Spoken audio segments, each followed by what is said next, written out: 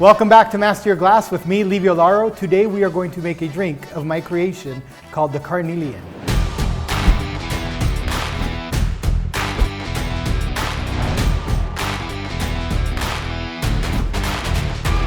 All right, so the days are getting shorter, they're getting a little bit colder, the holidays are lurking, and that summer shandy is just not gonna cut it anymore. I'm gonna make a beer cocktail of my creation. It's gonna fall a little bit more into this time of season, a little bit more meaty and a little bit more flavorful. So let's go ahead and make it. The first thing I'm gonna do, as always, is chill my glass. Put some ice right in here. Now this beer cocktail is a little bit shorter than your traditional shandy or your michelada. It's gonna be about a 9-ounce recipe, and that's why I'm using this really nice Riedel beer glass. I love it because it has the stem that allows me to hold it and not get my beer warm. We're gonna go ahead and give this a little stir and chill the glass. Keep on giving this a nice little chill. Okay, now that it's chilled, I'm going to take this ice and dump, get that out of the way, and I have my cold glass.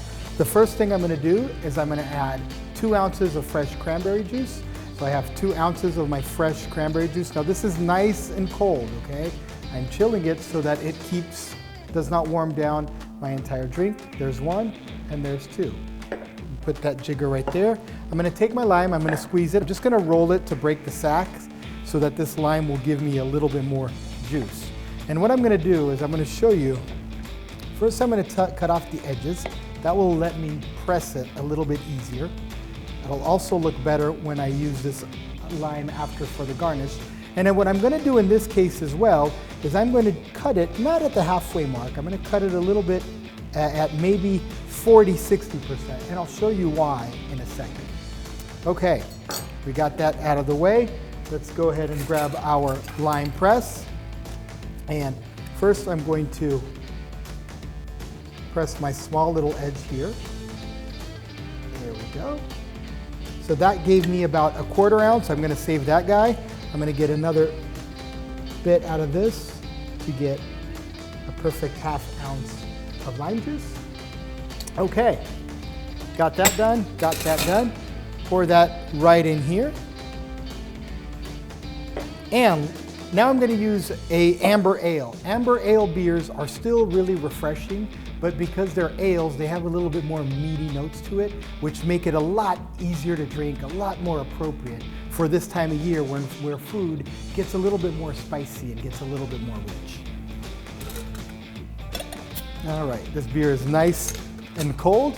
Now I'm gonna go ahead and top this up. So now I'm topping this up with 6½ ounces of the amber ale. That is about 192 milliliters. Set that right over there.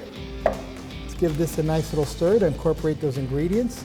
Now the reason why I called it the Carnelian is because it has those orange-brown flavors of the Carnelian that is so abundant and appropriate this time of year. I should mention that if you would like an ice cube or 2 in there, that's perfectly fine. I prefer to not add ice to beer, so we're gonna just garnish. And remember when I asked to save the shell?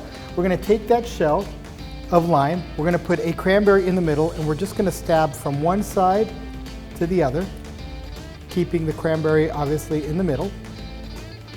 And there we have it. I like to squeeze it so that it's less encumbered.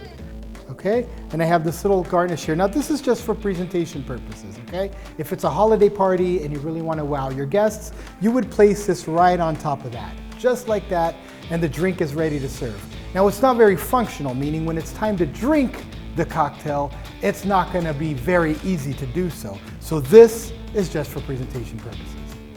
Okay, so there you have it, what I consider a quintessential holiday beer cocktail, the Carnelian.